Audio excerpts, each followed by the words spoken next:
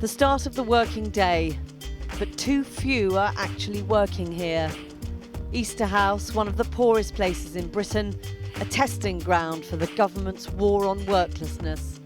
It's promised that work will pay, and those who won't do it must pay the price. This is where the seeds of this government's welfare revolution were sown. When Iain Duncan Smith came here more than a decade ago, he won many allies in traditionally hostile territory. People felt he really understood the enormous struggles they faced and that his promises to help change their lives were genuine. But now in power, for many, the reality of this welfare revolution has been to make life for the very poorest, both in and out of work, even tougher. And they don't expect much comfort in the coming budget either. A third of working-age people in Easterhouse are not working. 50-year-old Paul, a father of 6, is one of them.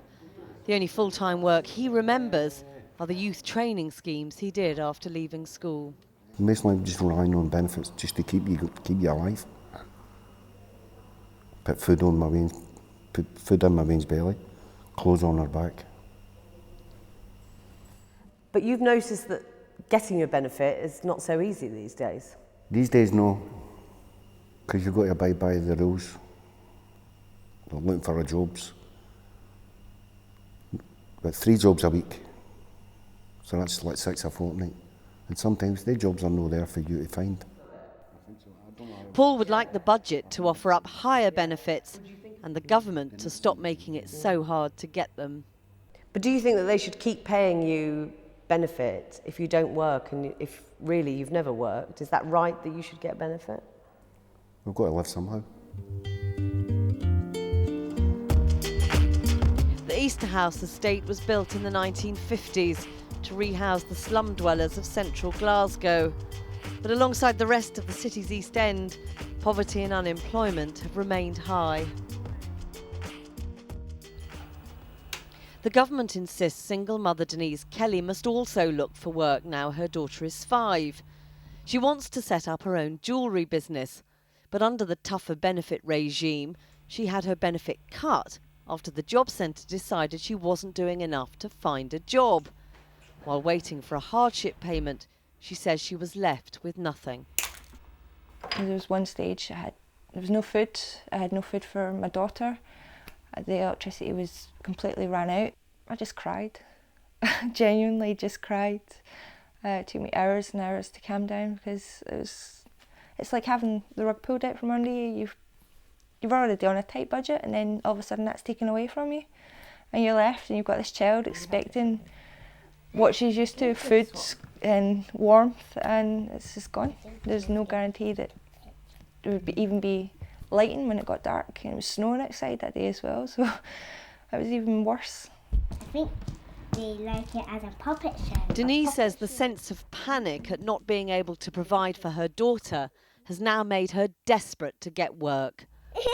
So it would seem the government's tough new benefit sanction regime has worked on her, at least. It made me determined to never ever have to sign on again. It's degrading, it really is degrading. So I know for a fact I won't find work if I stay on job seekers allowance. I won't find work through the normal means. So this, my business is about the only way that I can actually do it.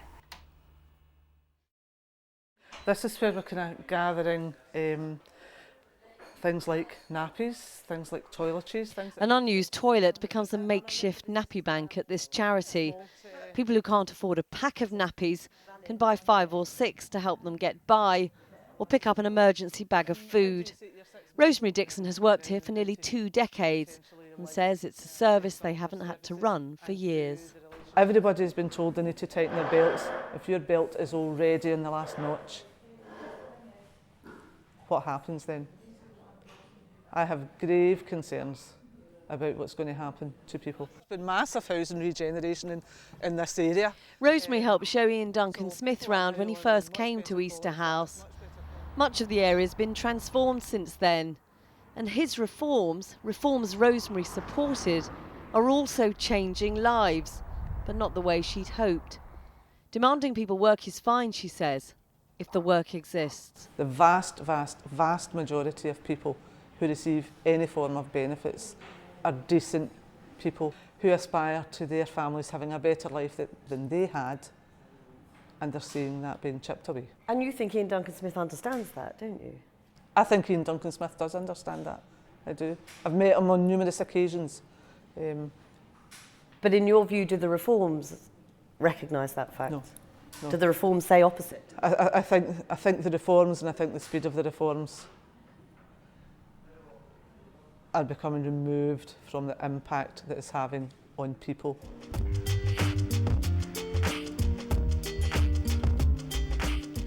If work is the route out of poverty, it doesn't always look it. Michelle and Suzy work at the Charity Fair, one of the community regeneration projects which have become some of the area's biggest employers. The pay is low though, and there are often not enough hours on offer. So you're just kind of going from pillar to post, you don't know what you've got.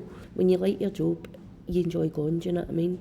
But it's just when you know that at the end of the month you don't know if you're going to have enough to cover your bills, do you know what I mean? Their child benefit's been frozen, working tax credits are to be capped. They want something in the budget that makes work make sense. Sometimes do feel kind of resentful that we both work and we've always worked. Sometimes I do think, why? Like, you know, you're up every day, you're out, you're trying your best. Why? What's not working? What's wrong? There's something no right here, but I don't know the answer. The high-vis jacket and the keys to the door. Matthew Armstrong has all the trappings of work, except the wages. He's been volunteering at this Easterhouse community centre for 4 years. He hasn't had a paid job since 1992. Much of his life, like that of his late parents and brother, dogged by alcoholism. Do you need to get a drink? Borrow money. I mean, it came before food, gas or electricity. You know, there was no structure. I was standing outside the shops waiting in them opening. And after many false starts, he believes he's now ready to work. He's been offered 16 hours a week at the centre. He'll be just £8 better off than on benefits. I was actually really surprised and pleased that I've been offered a job, and my contracts get signed on Friday and I'm starting on Monday. And how do you feel about that? Chuffed to bits. I'll be getting my own money I've made myself instead of a handout, you know. So, aye, really, really pleased with it. For all the Matthews, though, there are many Pauls. Making getting benefit harder won't necessarily make finding a job easier for everyone. People's expectations of what the Chancellor might offer them are extremely low. The world of Westminster couldn't seem more remote, and not just measured in miles. Yes, they'd like him to do something to create more jobs, but beyond that, they're desperate that the current raft of welfare cuts already announced should be the end of it. But they know they're a pretty powerless constituency at a time when being tough on welfare is a powerful political tool. Many here concede the government's reforms are working in part. Life on benefits is becoming tougher. People are being forced to look harder for work. But they warn the changes are also seeing the safety net once offered by welfare slowly being pulled away for those already at the very bottom.